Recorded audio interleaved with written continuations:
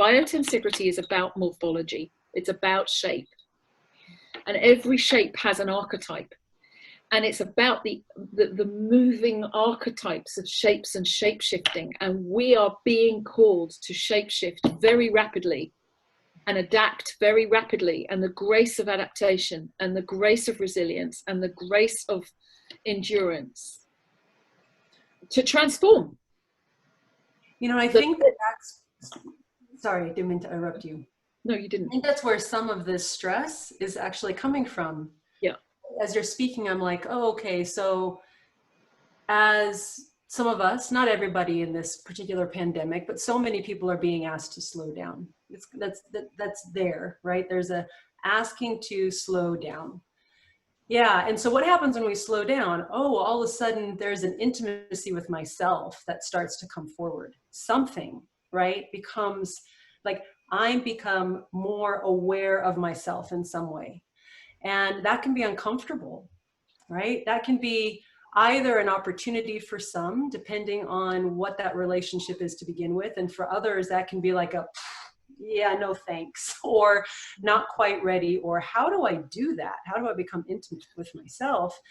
And then there's that other part, which is the presence. And what you talked about, Joanne, I was thinking the witness, what it is to be seen, the witness, what it is to be seen. And these two go hand in hand, right? With helping us have this kind of harmony and sense of ease and inner spaciousness and feeling okay, like what it is to feel okay. Ah, I'm intimate with myself. I can meet myself. I can inquire with myself. I am met by another. I'm seen by another. I'm held by another. I can do the same and reciprocate for that for someone else. I see you. I'm here. I see you. Yeah.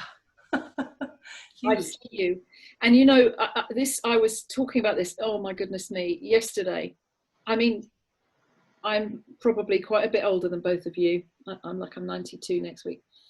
And joking, it's the yoga I said, but anyway, I'm probably quite a bit older than you. And you think somewhere in your mind that when you're old enough, you've got it worked out.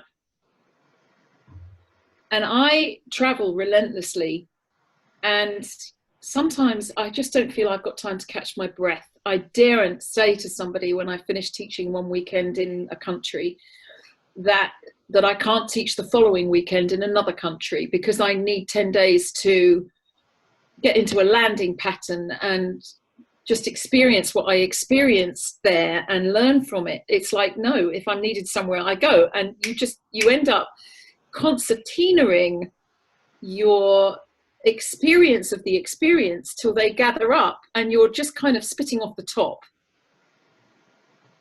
And for me, being asthmatic, which is why I learned yoga and why I learn what I learn, is to help myself. It comes from experience. It doesn't come from being so damn smart. I already knew, for God's sake. And this weekend, there was nothing I had to do. I mean, there's loads I had to do. But there was nothing that I just thought, this Sunday, I'm going to do Sunday. And the stillness, I didn't know what to do with it. Everything you just said, Kaila, I didn't even know what it was. I was like looking around.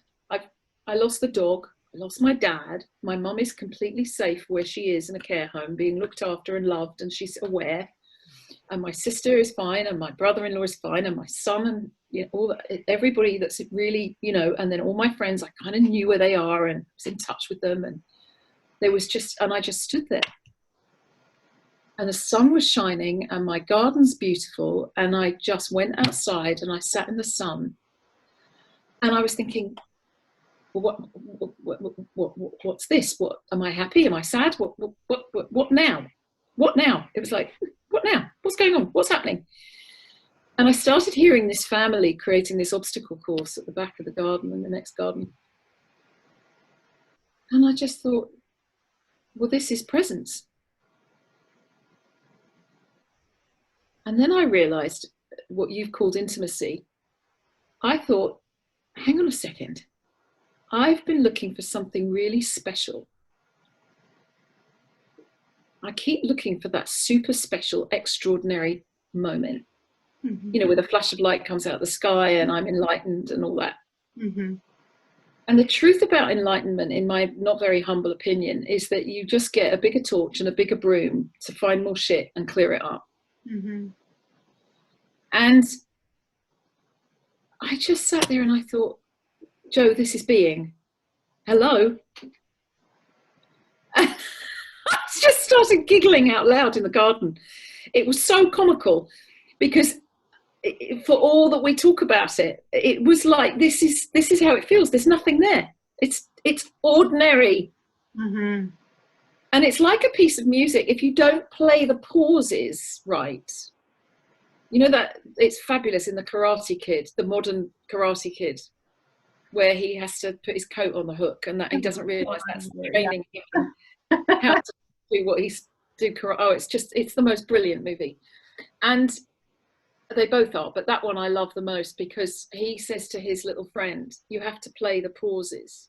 And I actually think if we have a pandemic prior to COVID-19 is this busyness. Yes. And I've meditated since I was 16. I was taught transcendental meditation at 16 and I've always done it. And thank God, because what I dig deep, I meditate a lot and then I expect a great deal of myself.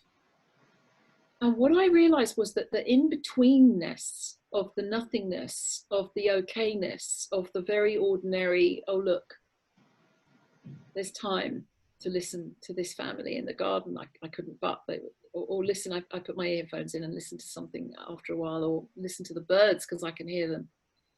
And then I looked at the blue of the sky, it had no chemtrails in it. And all these things, each one started to get fatter in my seeing. Yes. Time, the moments got fat. They were fat moments, not thin moments like me rushing through an airport and cramming all the moments together so that I get to the plane on time. These were fat moments. They were like great big huge fat moments.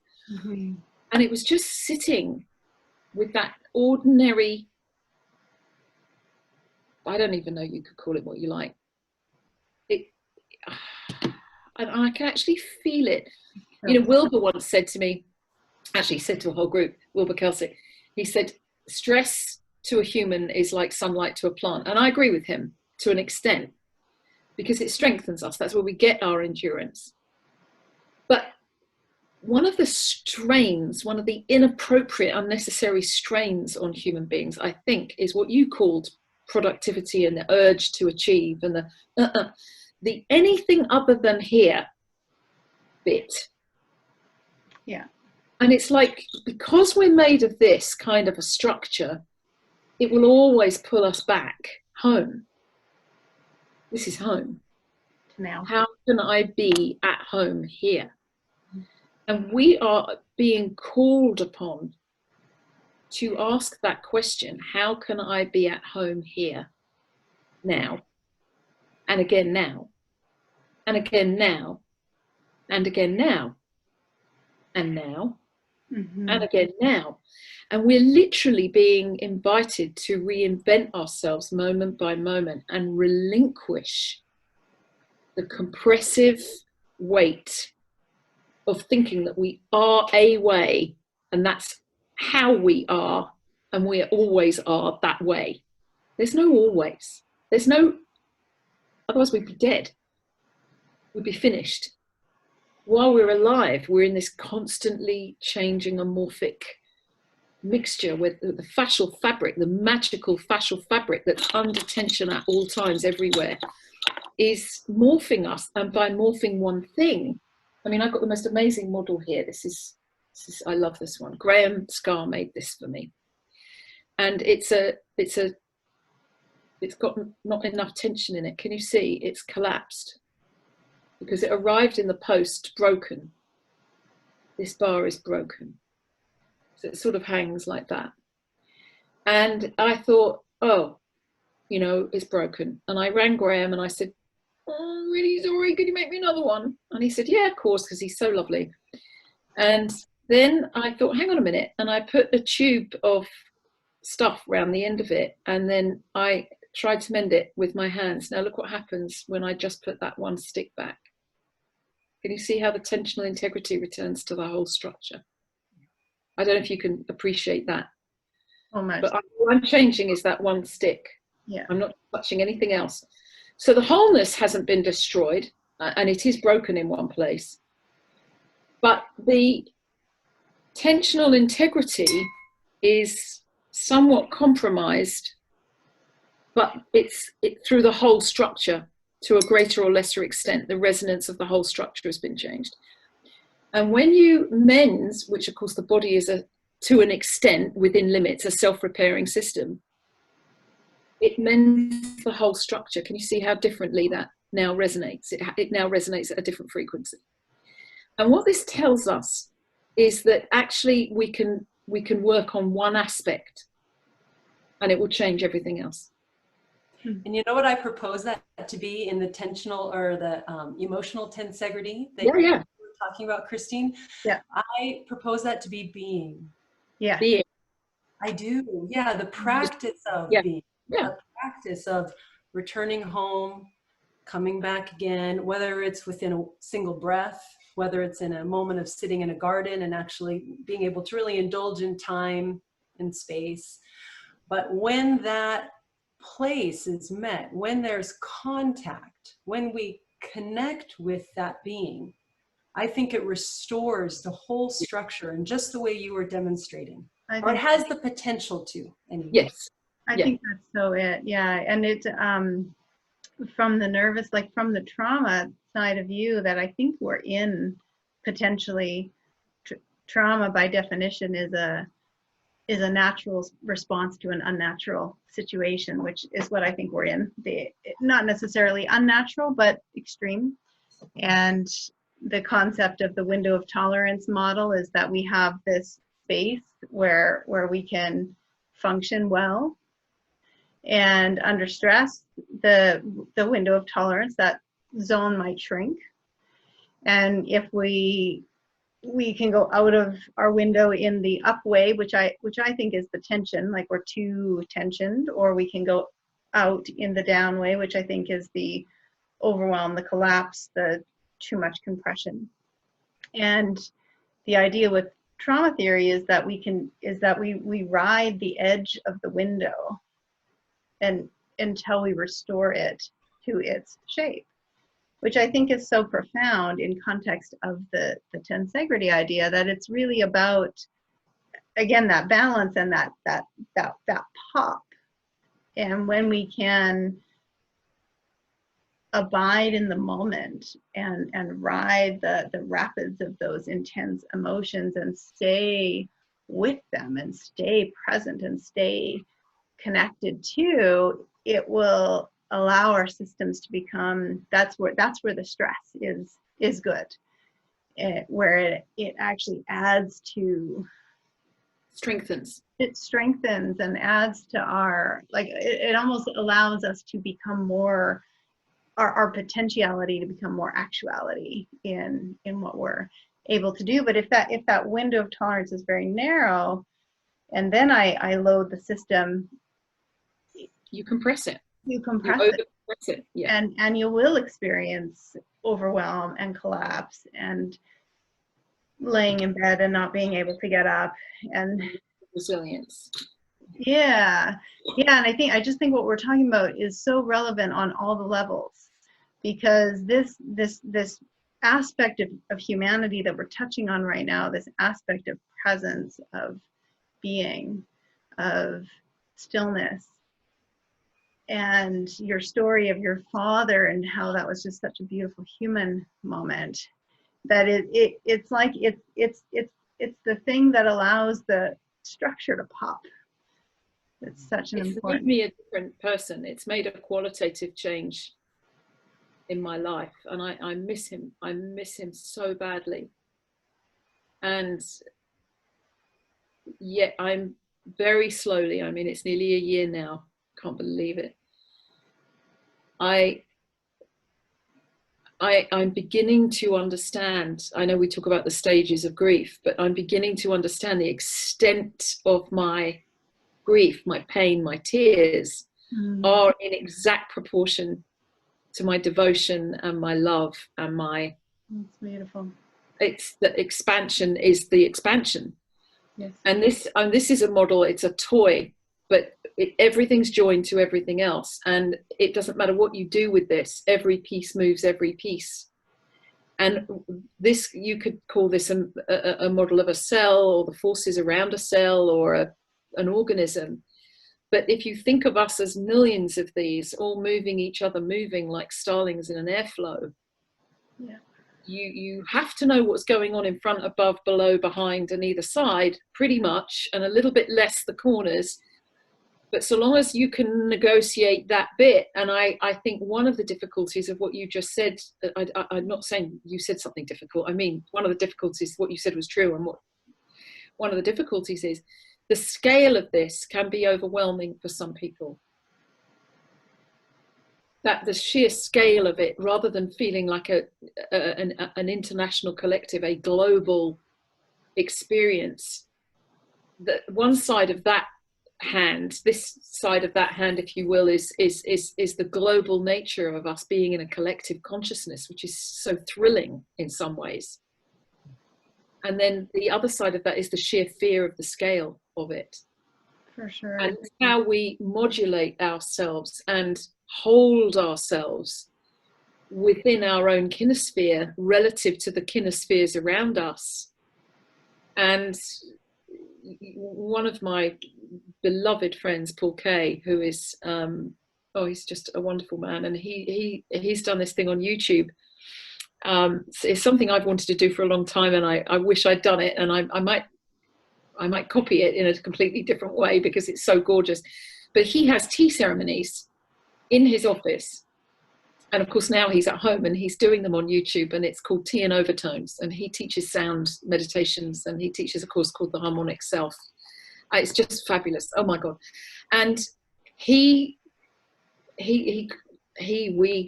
part of the same movement. He calls in the light, the highest light for the highest good of all concerned. And then we call in that light, and we put people in that light. And somehow that feels as if you're making some kind of difference on a global scale that you can't know. I've got no idea, but I do know that I feel better when I'm wishing well and bringing people into the light. And sometimes strange things happen. You know, somebody who I haven't thought of for ages will come into my mind, and I think, oh, send them the light. And that person will text me and say, how are you? I was thinking of you yesterday. And you think, can I make that difference? And then when you look at soft matter physics and fractals and string theories and the other side of the physics that we're made of, soft matter, you start wondering if maybe just us all standing outside and clapping all the workers around the world, because it doesn't matter what time of day it is, we're all doing it. And Carolyn Mace has set up this thing that 3 p.m. every single day, someone's praying for everyone on the prayer list. And that kind of collective grace, I actually think makes a difference. And it's giving us the ability to exhale and breathe with the planet, which is the expansion. I mean, this is the fabulous model that we have of biotensegrity forms. This makes me think of what we started with, that you said about Laban, where people danced inside their kinesphere. And, you know, this is a model of the breath, this is the model of the heart, this is a model of so many aspects of the body, where we are expanding and drawing in and finding the right way to do that so that we can hold ourselves appropriately. And I think this is about versatility and being able to move in and out of these different states, and just being able to hold center and equipoise, equanimity. Equanimity is the word. It comes, I love the word equanimity, because equa is equal, and animity, animus is the animation, and there's also finding equanimity. This has equanimity, this has balance, this has homeostasis, and if we can find our equanimity, you know, sometimes you have to ration the news a bit because it's so bald and raw and folded to look how that journalist is presenting it. It's so difficult to read. And then, you know what I'm saying? Yeah, I did. well, in trauma theory, what it makes me think of is like what it keeps bringing me back to is that quality of balance of the how we arrive at overwhelm is typically because the resources are low and the stressors are high. Yeah, So the support is low and the stress is high. Yeah, absolutely. So and the resources for a human being can look like, it's very subjective. The resources for each human being are very different, but breath can be a resource. Sometimes money can be a resource. So there's all these things that can be a resource, but if resources are very low and stress is very, very high, it is a tensegrity structure that's out of balance. So our experience of that event, the way I experience that event, is seen through that architecture of the overwhelm. And if I can expand my resources to match the level of stress that I'm under, my system is imbalance, and my experience of that event is very different. And this is why trauma is subjective, why two people can go through a similar event and one is extremely traumatized by it and another is not. It has to do with the balance of those. It's essentially the balance of forces. It's another level of tensegrity. Again, yeah. So I wonder if there's a way that we can close this conversation with, what are ways, how can we get creative about ways that we can resource people through these times? And I think what you were saying a few minutes ago, Joanne, was so beautiful with that toy that you're holding, that, you move one little stick, the whole thing moves. If I change one thing in myself, my whole experience of reality changes. And if I change one thing for somebody else, the whole collective changes. Like, it's just the different scales of, but how can we resource people? I'm going to put my finger up for humming. I did it I did a Health Flicks video recently, and humming is what I do. I hum.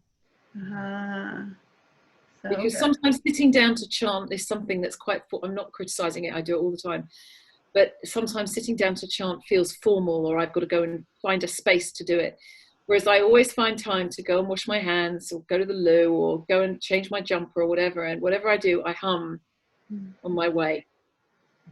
And what actually happens is that the actual tensional nature of the organization, the biotensegral structure of the cervical spine or the whole body, acts as a resonance field and actually calms the vagus nerve. Yeah, quite directly, and that instantly almost has an effect on the heart, on the gut, and I just can hum myself into quiet, into calm. I feel it. I literally feel it resonate through my tissues. So my go-to default, take it out my pocket, is humming. And I was talking to John Sharkey about that, and he was saying, "Oh no, Leon Chaitow did that. That's what he used to do." And it was so lovely. He sent me a paper immediately that Leon Chaitow wrote about humming, and researched as to the positive effects. So sounding is actually the phrase I use generally, is making sounds, but humming or whistling or... Oh God, it's perfect. And I love that your intuitive knowing to hum is the same as Leon Chaitow's intuitive knowing to hum. Well, that you can blame John Sharkey for that, because I work, I'm on faculty at John's College, NTC, and that course there was designed with him and Leon, and so there was a time when I was teaching on the same course. So I think it kind of, Leon must have left a mark in the classroom, and I stood on the same course. It definitely was a resonance field, and I love it. So I was talking about humming, and he said to me, "Well, you definitely got you got the hum." And I was brought up with on Winnie the Pooh and Christopher Mill. The original E.H. Shepard drawings, long before Disneyfied them, which isn't a criticism, but then not the same. And there's a piece in the story of Winnie the Pooh that he had to go and sit in the kind of place that a hum goes to. Oh my goodness. And he sings this little song, "Wherever I go, tiddly pom." I can't remember it, but nobody knows, tiddly pom, how cold my toes, tiddly pom, how cold my toes, tiddly pom, are growing. And he comes up with this song, and it's freezing and it's snowing, and it's all about Winnie the Pooh singing this silly tiddly-pom song, and it's just so silly. But when it makes you laugh, and then you find yourself, I find myself, there's no second person here, it's me, I start humming, or I'll hum Amazing Grace. That's my go-to default hum. And I'll just hum Amazing Grace to myself and make myself a cup of tea. And I just feel better. So good. It's as simple and silly as that. I just feel better. You know, I used to phone my dad. And then he'd tell me a story, and then I'd tell him a story, and then he'd listen. And what you said, Kaila, earlier about witnessing, oh my God, he listened to my stories. They were never long enough for him. They were never, ever long enough for him. And the rest of my family, who I love beyond to the moon and back, it's like, Joe, come on, get to the point. Because most people, because I can ramble on for hours, as you know. But my dad, my stories were never long enough. So I hum, because I can't find Dad. This is how we know that it's a resource, right? Is because we feel good. Yeah. Like, that's what a resource is that whatever that thing is. Yeah, exactly. Afterwards, we feel good. And I think they're normally qualitative things. I mean, there are these resources we need for survival, but I think what we're really talking about here in terms of finding that inner support and inner kind of just very well said. Yeah. Harmony. This is the word that's coming, you know, up for me, is that the quantitative resources. Yes. Sorry, not the quantitative, the qualitative resources. Yes. Right? Think what that word means. Think what that word is. Quality. Resource. Oh, resource. Oh, absolutely.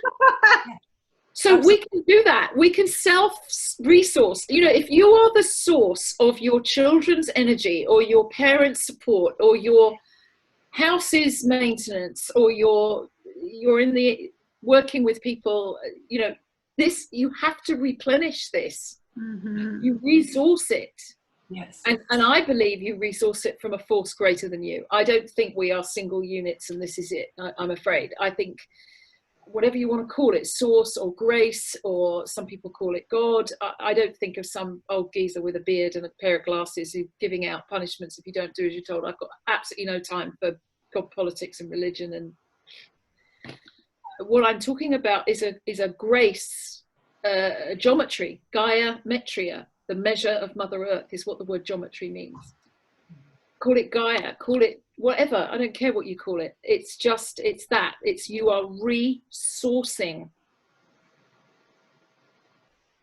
And even if you just stand there and wash your hands and hum, and remember, this is a continuum of the heart. So this is a heart-to-heart moment. It could be a very fat moment. The fact that you're breathing, your lungs are wrapped around their heart, you're cuddling the heart, you're loving the heart. This is, it doesn't take a week of holiday, please God. I mean, you know, we're going to need those, but I've no doubt. But it takes a fat, rich, enriched moment of resourcing. Did we mean this to go on for an hour and a half and just talk non-stop? Isn't it amazing? You're amazing, you guys. So much light. Look at it. Oh my goodness. So much wonderful. Thank you. Thank you. But, I wanted you to finish your thoughts, Kaila, about the resourcing. Did you have was it? Yeah, well, I think that there's a way in which you mentioned, Christine, that resourcing for each person is unique. And I agree that there's something really profound about knowing what your resources are, or how to resource yourself. Like Joanne, you're like, I hum and I know it, right? Like, to know that resourcing. For me, it's about connection with the ground and breathing and being in nature. Like, that's immediately resourcing. So, you know, just in terms of what someone might do if they're listening to this and being like, what are you talking? How do I resource myself? Like, I just need money. Give me the money. I'll be good. Yeah, right? Like, exactly. I need to pay a therapist to do it to me. No, you do it. Yeah, no, exactly. Like, there's a way in which you actually, each one of us, right, has the ability to drop in for a moment and even ask the question, and then start to listen what returns, and maybe you're already resourcing. because you're breathing. That's it. You press pause. Yeah, you press pause. And something is going to come forward, some intuitive knowing, some feedback from your inner source that needs resourcing is going to be a guide, and it's going to come forward. And it might be take a walk, it might be play with your cat, it might be go roll in the grass, it might be bake a cake, it might be draw something, it might be call your dad. You know, like who knows what's going to come forward, but resources will emerge from within the question. What do I, what? It'll be good. And you know, the other thing that I love about what you just said and what you just brought to me was, for me, standing outside clapping the care workers is reinforcing. Yeah. You're giving sound, you're giving praise, you're giving acknowledgement, you're outside of yourself. That's resourcing too, right?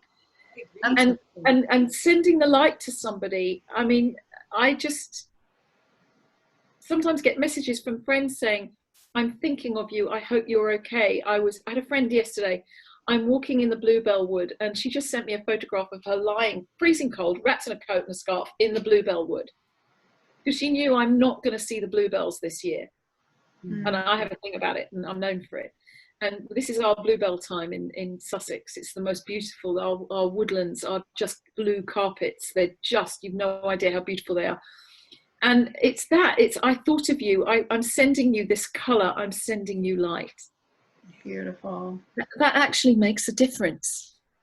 It's huge, you know, and what I keep coming back to in this conversation over and over is this: is the fullness, is the full moments, and when we can breathe some presence into our architecture, when we can connect to the fullness of what we are as human beings, that we are multi-dimensional beings. We have a spiritual side, we have a creative side, we have a simple being with each other side, and yeah, we have an intellectual side, and we have a productivity side, and we have all that too. And how do I acknowledge all that it is to be a human being, and breathe some presence and send some presence into my whole being, and how that changes, how that shifts your experience in the moment. So good. Thank you, guys. Thank you so much. Sorry, what a you said, what a resource. Yeah, for the resourcing.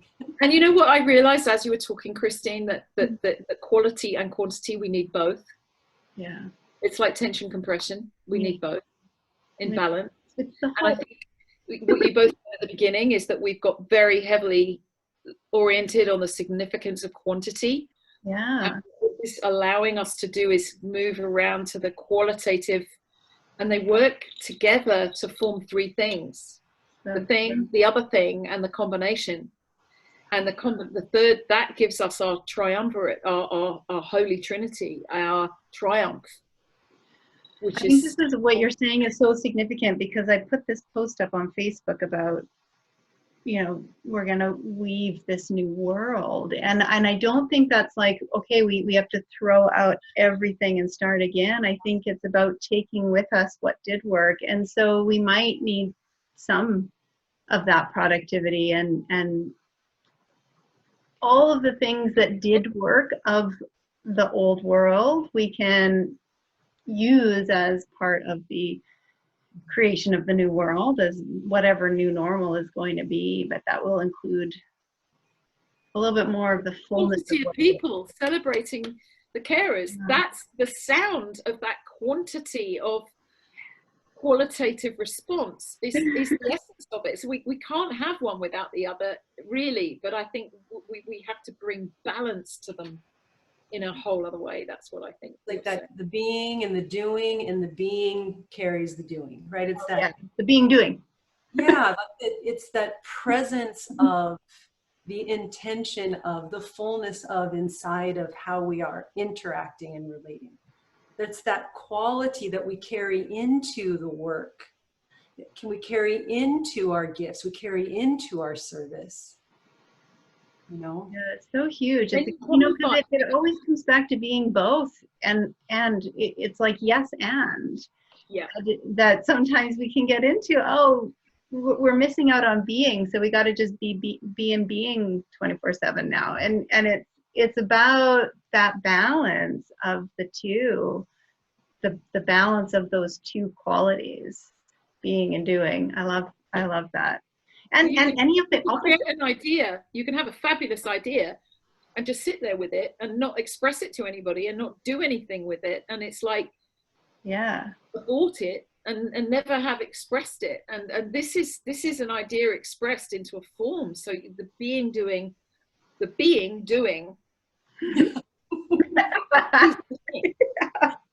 Listen, it does your head in. It's supposed to. It's, look at you, you're so fun.